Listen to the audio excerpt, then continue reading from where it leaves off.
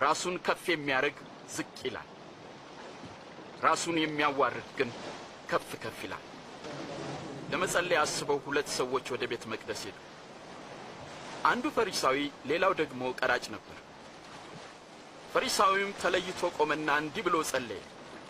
አቤቱ እንደ ሌሎች ሰዎች እንደ ቀማኞችና እንደ አመፀኞች በተለይም እንደዚህ ቀራጭም ስላላደረከኝ በጣም አመሰግናለሁ።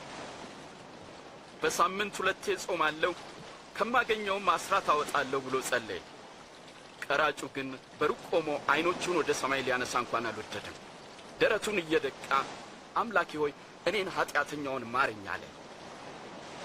እውነት እላችኋለሁ ከፈሪሳዊው ይልቅ ይህኛው ጻድቅ ሆኖ ወደ ቤቱ ተመለሰ።